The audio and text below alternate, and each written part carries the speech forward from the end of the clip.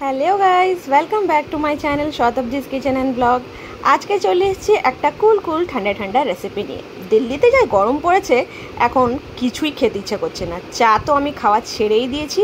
আগে আমি এক টাইম চা খেতাম, এখন আমি ওটাও ছেড়ে দিয়েছি। তো চলো আজকে বিকেলে ভাবলাম কিছু ঠান্ডা খাওয়া যাক। তো আমি এখানে নিয়েছি কফি একটুখানি, আর কফির পরিমাণটা একটু জাস্ট বেশি দেবো বিকজ আমার একটু ডার্ক কফি পছন্দ। তো কফি আমি অনেক কমই খাই যখন আমার লাগে কি আমার শরীর খারাপ লাগছে। আমার অ্যাকচুয়ালি বিপি অনেকটা লো থাকে, তো যখন দেখি বিপি লো তখনই আমি কফিটাকে প্রেফার করি, নাহলে আমি কফি খাই না।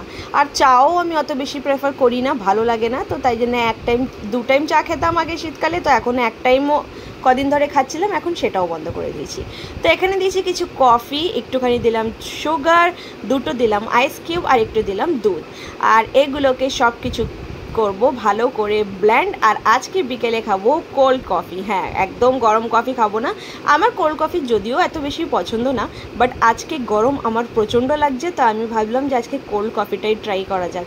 তো দেখো 2 মিনিটে আমার কফি হয়ে গেছে এখানে রেডি। আর মানে এটাকে যত বেশি ব্লেন্ড করবো তত এটাতে ঝাঁক হবে ভালো। তো বেশি ব্লেন্ড করলাম না, অল্প ঝাঁকই আমার জন্য ঠিক আছে। আর আমি একলা নিজের জন্যই বানাচ্ছি। তো দেখো দেখতেই পাচ্ছ এখানে আমার কফি হয়ে গেছে একদম ঠান্ডা ঠান্ডা রেডি। তোমরাও ট্রাই করো। আর এই গরমে ঠান্ডা ঠান্ডা কফি খেতে কাদের আমার মতন ভালো লাগে একবার আমাকে নিশ্চয়ই জানাবে। হ্যাঁ, বাট আমি বেশি ঠান্ডা খেতে পারি না যদিও, বিকজ আমার গলায় অনেক ব্যথা করে ঠান্ডা খেলে, কি করব। বাট আজকে গরমে পারছি না। আমাদের এখানে 50 ডিগ্রি টেম্পারেচার অলরেডি হয়ে গেছে দিল্লিতে। তো চলো এই কফিটা আমি বিকেলে এনজয় করছি, তোমরাও বানাও, তোমরাও খাও, আর আমাকে জানিও আমার ভিডিওস কেমন লাগছে। Tata, bye bye.